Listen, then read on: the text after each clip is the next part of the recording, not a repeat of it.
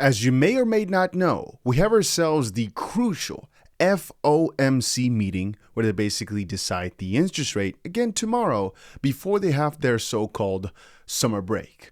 And the reason that this is going to be one of the most important meetings thus far is partially because we've seen all the massive pushes against Mr. Jerome Powell. Specifically coming from Trump. He's basically been saying all this time that the rates need to be lowered. Of course, I'm talking about the interest rate.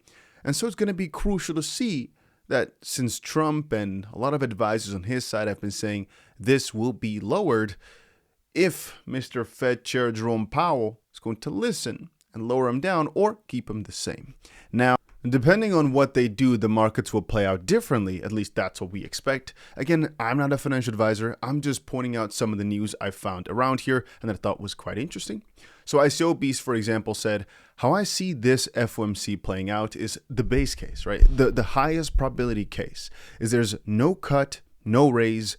Everyone front ran de-risk today. And that is referring to the fact that many people have been warning, have been vocal, specifically over on social media, that they are selling or being neutral going into this meeting. Because you never really know what's going to be said. You never know what's going to come out of it.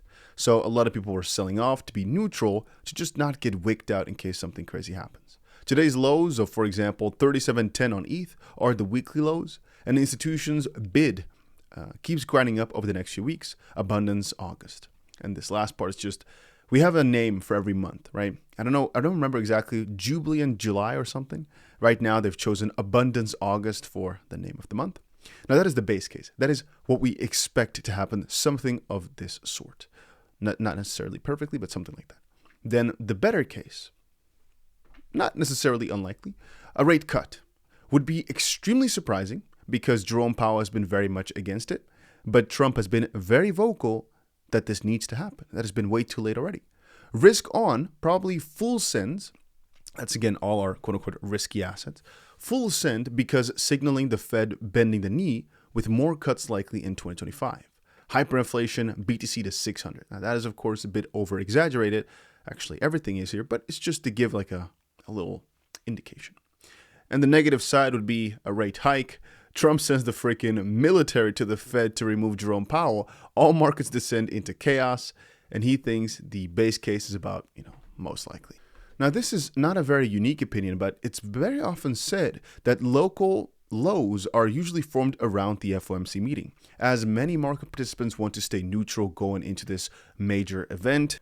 And if you want to know the exact time for it, I decided to show it here in UTC timing. So we've got ourselves here at 6, right? Yeah. 6 p.m., we've got ourselves the Federal Reserve interest rate decision. Right now, we are at 4.5, and we'll see what we get to. Expected is to stay at 4.5. And about half an hour later is where Fed Chair Jerome Powell always does a little speech where he explains what they expect, and it's just some questions answered. Now, a few days later, we're also going to be getting ourselves the unemployment rate numbers coming out, which is also always quite interesting. And if you're wondering why they're not cutting the rates, what is the idea behind it, or why would it be good? Well, essentially, I saw it somewhere in here. One of the most interesting parts of this all becomes because inflation is not as low as they really would prefer it to be. Or rather, even though inflation is quite a good level, the moment you start cutting the rates again, you're incentivizing spending, and ultimately you're potentially most likely going to be increasing the interest rate over time again. And to circumvent the inflation from spiraling out of control too quickly, they want to keep the rates quite high. Now, it's a double-edged sword, always, because essentially, the higher you keep the interest rates, the higher the cost of capital, the more likely people are to save, and so the less innovation, the less of the spending, the less that people hire, all that type of stuff. The counter is you get inflation going down, because if they're building less, if they're hiring less, of course, people are going to buy less as well. And so ultimately prices go and stay the same, or theoretically speaking, there's always inflation, right? But just less. If people all of a sudden start producing like crazy, consuming like crazy, you get a little bit more of an exponential curve. Whereas right now it's hopefully a more steady, few percent. They're trying to always get it to about 2% a year. And as you scroll through this list, you'll find that every single one of these articles mentions that Trump has been heavily pushing on it, but that most likely Jerome Powell will still not go through. And when you're looking through it, you can see the sentiments for the most part are just that it's going to stay the same. It's just going to stay the same as what we saw over in June. And we'll be trying to push this for over the summer break, I guess, all the way to September.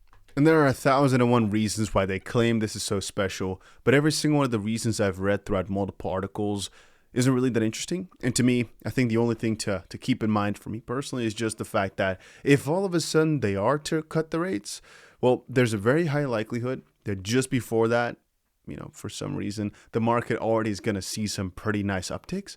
But very much after it's been announced, the minute it's announced, we'll see the market move very significantly. So that's also why I like to live stream around this time, just to get yourself in the game, to see what is happening, to see if potentially an anomaly does come out, to be able to hop on that opportunity. Again, mind you, that historically the FOMC has been one of the local lows for Bitcoin and for the cryptocurrencies. It doesn't necessarily have to play out again this time, but keep in mind that even a lot of my friends were de-risking, taking out some of their position, just slashing it off, just going into this meeting to be certain. Why? Because the meeting usually has the market be pretty volatile. There could be that it's a pretty good dump just before the meeting, and then all of a sudden after it's over, it spikes up. But in that period of time, maybe if you were playing with some tight margins, you already got wrecked, right?